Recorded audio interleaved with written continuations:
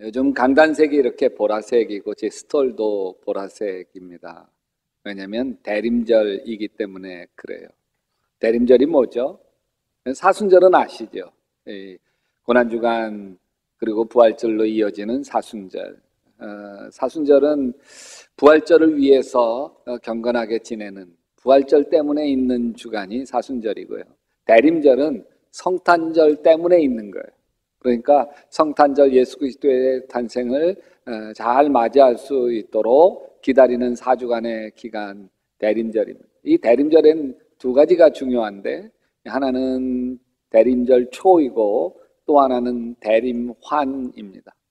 여기 대림절 초는 한 주 한 주 촛불을 켜가기 시작을 하는데 4주 동안 촛불을 켜요. 근데 초 색깔이 매번 다릅니다. 처음 초 색깔은 아주 진한 보라색 초를 써요. 이 진한 보라색은 우리를 구하러 오시는, 구원해 주시려고 오시는 예수 그리스도를 기다리는 기다림의 초입니다.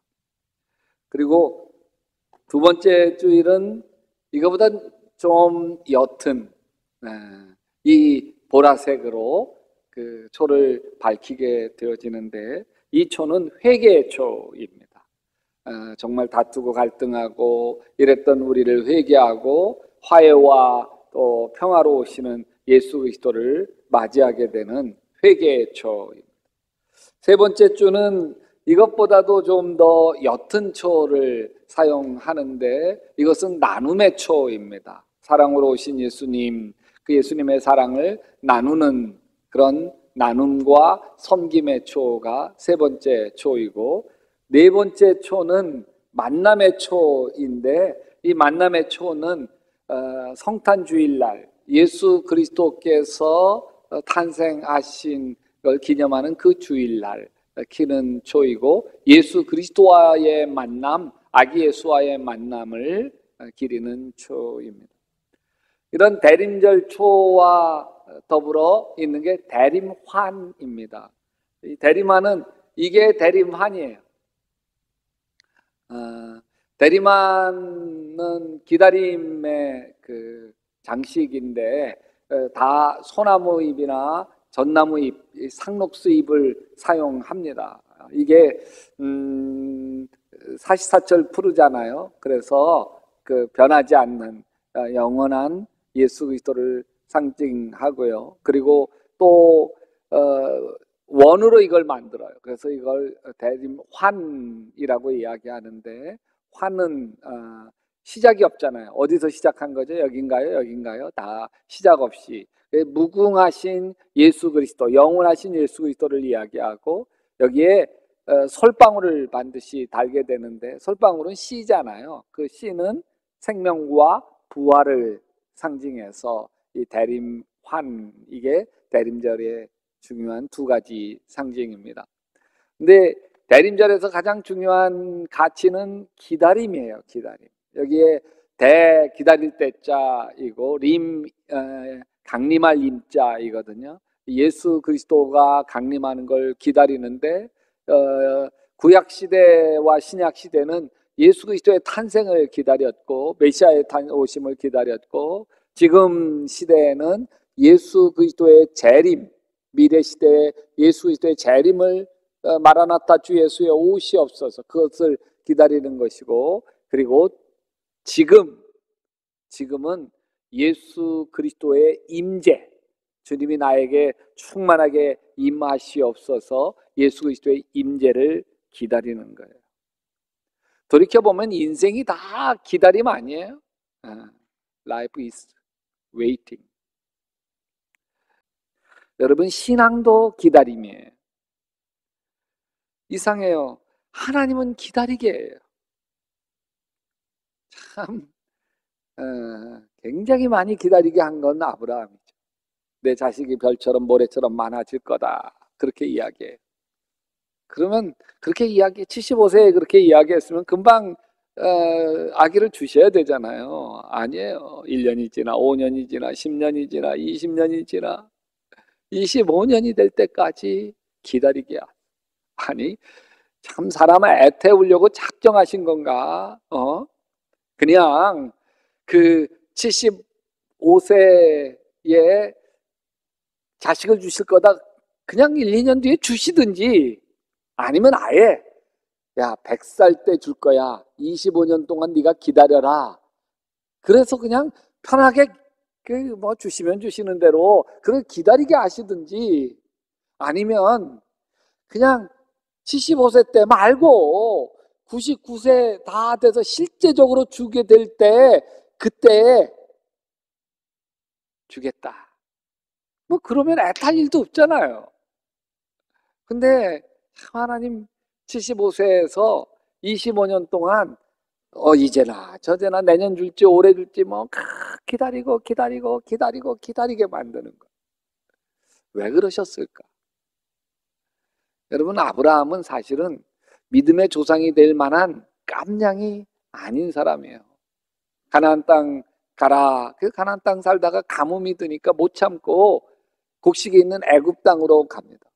애굽 땅으로 가면서 참 와이프가 너무너무 아름다운 자기 와이프가 좀 걱정이 되는 거예요. 와이프가 걱정이 되는 게 아니라 사실은 자기가 걱정이 돼. 왜? 와이프 차지하기 위해서 남편인 자기를 죽일까봐 걱정이 되는 거예요.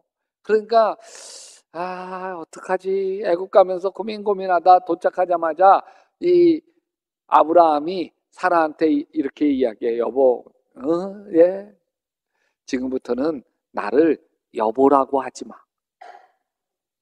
여보라고 하지 마. 당신 차지하려고 나를 죽이고 당신 데려갈까봐 걱정이니까 지금부터 나를 오빠라고 그래. 한번 해봐. 오빠. 해봐. 그래서 오빠라고 그래요. 근데 애굽의 바로 왕의 신하 중에 하나가 보니까 사라가 너무 아름답거든요. 완전히 시선 강탈녀야. 눈길 지나가는 남자들마다 다 쳐다보는 거. 다가가가지고 아브라함한테 당신 마누라 아내냐고 그랬더니 아니라고, 내 여동생이라고. 그러냐고. 그러면 바로 왕에게 데려가야 되겠다고 소떼양 때 다 좀 아브라함에게 준 뒤에 바로 왕에게 데려가. 사라를 그냥 구경시켜 주려고 데려가는 게 아니에요. 바로 왕의 첩으로 잠자리 하려고 데려가는 거예요. 아브라함이 그렇게 못난 사람이에요. 보다 못한 하나님이 개입하셔서 바로 왕에게 막 겁을 주니까 결국 바로 왕이 아브라함에게 사라를 돌려보내고 맙니다. 근데 이 한심스러운 아브라함을 하나하나 하나님이 빚어가시는데 뭘로 빚어가시느냐? 기다리게 하시죠.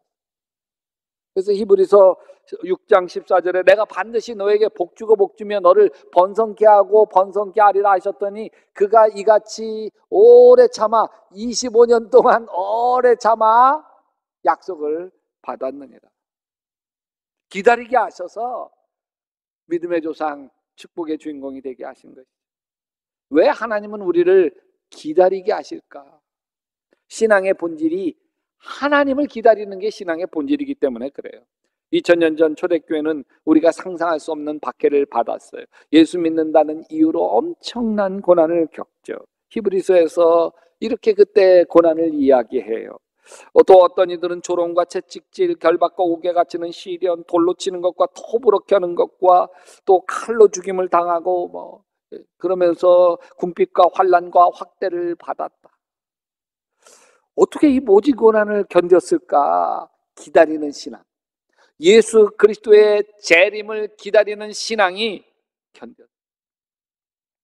데살로니가전서 4장 16절에 주님께서 호령과 천사장의 소리와 하나님의 나팔 소리와 함께 친히 하늘로부터 내려올 것이니 그리스도 안에서 죽은 사람들이 먼저 일어나고 그 다음에 살아남아 있는 우리가 그들과 함께 구름 속으로 이끌려 올라가서 공중에서 주님을 영접할 것입니다. 이리하여 우리가 항상 주님과 함께 있을 것입니다.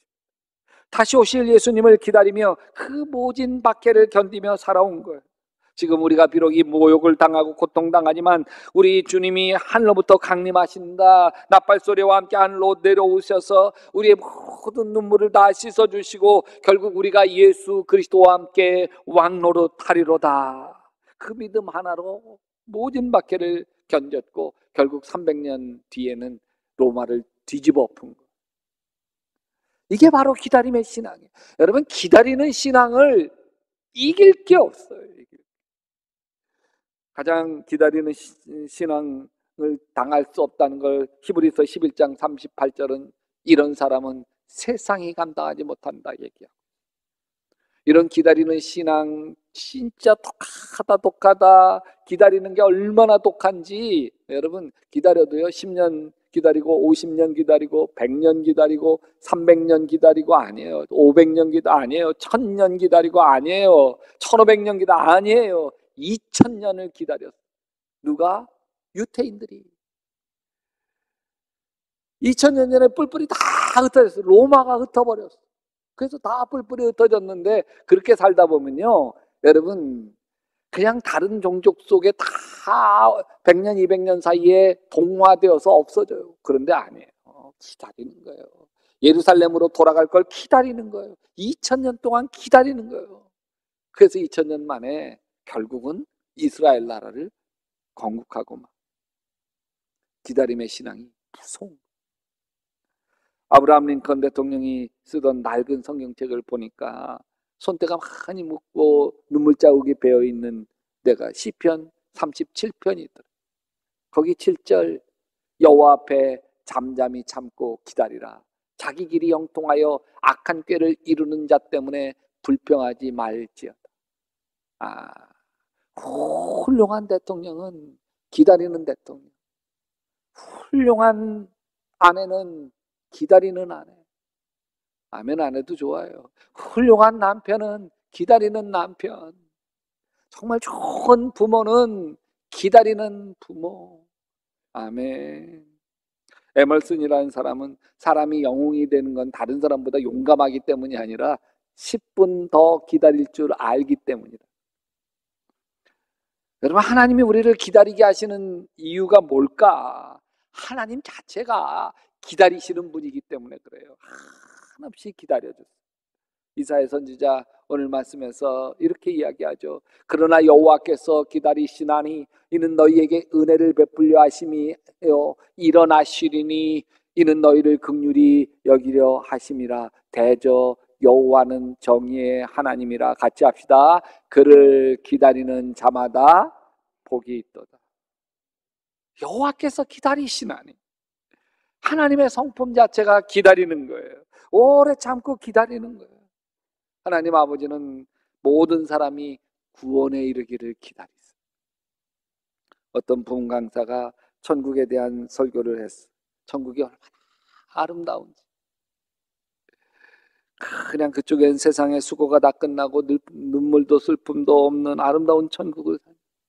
그리고 물었어요. 천국이 좋아요? 이 세상이 좋아요? 천국이 좋아요. 아멘. 그러자 부흥 강사님이 깃털을 딱 꺼내더니 그 좋은 천국에 이 깃털이 몸에 닿는 사람 오늘 밤에 바로 갈지어다. 그리고 날려. 이게 밤새 떠다니지 사람 몸에 안 닿더래. 왜? 자기한테 오면 어떻게 한다고요?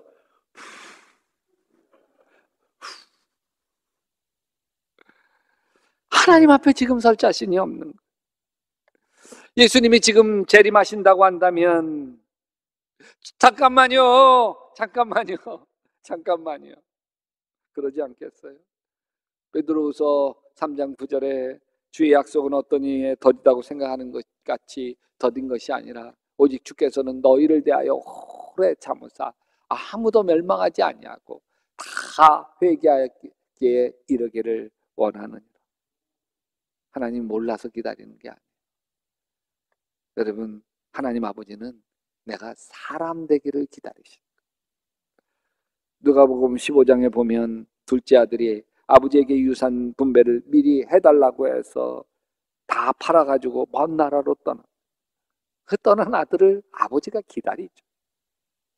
집 나간 아들 이제 오나 저제 오나 기다려. 여러분 기다리는 아버지의 심정 아시겠어요? 지금 무엇을 하고 있을까? 못된 사람에게 속아 험한 꼴 당하고 있지는 않을까? 우리 아들이 몸은 상하지 않았을까? 아니 무사히 돌아오기나 할까? 밤잠 못 이루고 뜬 눈으로 밤을 지새우기도 하고 밤에 바스락 소리만 나도 혹시 우리 아들 돌아왔나 벌떡 일어나기도 하지 않았겠어요? 이 아버지 부단히도 기다려. 그런데 아버지가 기다린 것이 단지 아들이 무사히 돌아오기만을 기다리신 것일까요? 이 아버지는 철없는 자식이 타양살이 고생 속에서 철들어 오기만을 기다리신, 이 둘째 아들이 사람 되기를 기다린 것이죠. 사실 둘째 아들에게 재산 분깃을 나눠주지 않았더라면, 먼 나라로 떠나지 않았을 거고, 떠나지 않았더라면 아들 때문에 밤잠 못 자고 기다리지 않아도 되었을 거고. 근데 이 아버지 다 알아요. 재산 나눠주면 다 팔아서 떠날 놈이라고 하는 거 다 알아요. 알면서도 나눠줘. 알면서. 왜? 어쩌면 이 기나긴 여정, 둘째 아들이 유산 분깃을 받고 그걸 팔고 먼 나라 떠나가고 허랑방탕하고 돈이 다 떨어지고 그리고 흉년이 들고 배고파 죽을 지경이 돼서 아버지의 집을 생각하고 품꾼의 하나로서 달라고 아버지에게 돌아오는 이 긴 여정은 아버지가 이 둘째 아들 철들어 돌아오기를 바라는, 참고 참고 기다리고 기다렸던 긴 여정인 것이죠. 떠나기 전 둘째 아들은 아직 철이 없어요. 사람 되려면 멀었어. 그러나 깨닫고 집으로 돌아오는 아들은 철이 들어있어요. 아버지, 내가 하늘과 아버지 앞에 죄를 지었습니다. 나는 더 이상 아버지의 아들이라 불릴 자격이 없으니 나를 품꾼의 하나로 삼아 주십시오. 철들었고 사람 되어 있어요. 하나님은 우리가 하나님의 사람으로 철이 들도록 성숙하도록 기다려 주십니다. 여호와 앞에 잠잠하고 참고 기다리라. 오늘 말씀 준비하면서 저를 참고 기다려 주셨던 하나님 아버지에게 그 아버지의 사랑을 한참을 묵상을 했어요. 근데 그렇게 기도하는 중에 무던히도 기다려 주셨던 분들을, 저를 기다려 줬던 분들을 하나하나 떠올려 주시더라. 먼저 우리 고향교회 목사님, 제 10대 때 천방주치 뭐 이런 잘 다듬어지지 않았던 뭐 야생마 같았던 저를 참 기다려 주시고 또 칭찬해 주시고, 또 가장 많이 기다려 주셨던 분은 제 어머니를 생각나게 하셨어요. 제가 하나님을 떠나 10년을 방황할 때 일주일이면 3일 교회 가서 밤새 철회하며 기도하셨던 제 어머니, 그 눈물의 기도와 기다림이 없었다면 지금의 내가 없었을 거예요. 근데 하나님이 뜻밖에도 떠올려준 사람이 있어요.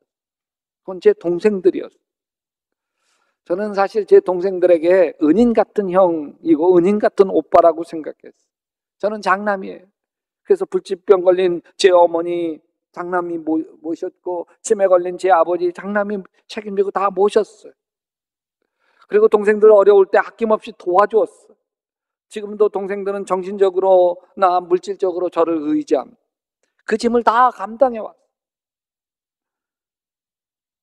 근데 하나님은 동생들이 형이고 오빠인 나를 오히려 기다려줬음을 깨닫게 하셨어요. 제 어머니가 방황하는 저를 위해 기도할 때 동생들도 어머니와 함께 기도하며 저를 기다려 주었음을 보여주셨어요. 제가 방황하는 동안 가정을 돌보지 않았을 때 동생들이 아버지의 빛을 감당해가며 어머니 아버지 모시면서 제가 다시 돌아와 장남 노릇 할 수 있도록 무던히도 저를 기다려 주었어요. 그걸 보게 하셨어요. 하나님이 또 뜻밖의 사람들을 보게 하셨어요. 개척교회 할 때 교인들이, 그땐 제가 봐도 너무 서툰 목사예요. 제가 개척교회 할 때도 다 설교를 원고를 썼거든요. 그 개척교회 할 때 쓴 원고를 쭉 보다 보면서 야, 참 이땐 참 이것도 설교라고 했을까? 많은 분들이 제 설교를 듣고 실망하고 떠나가고 실망하고 떠나. 근데요, 그 덧없는 설교, 맥락 없이 왔다 갔다 하는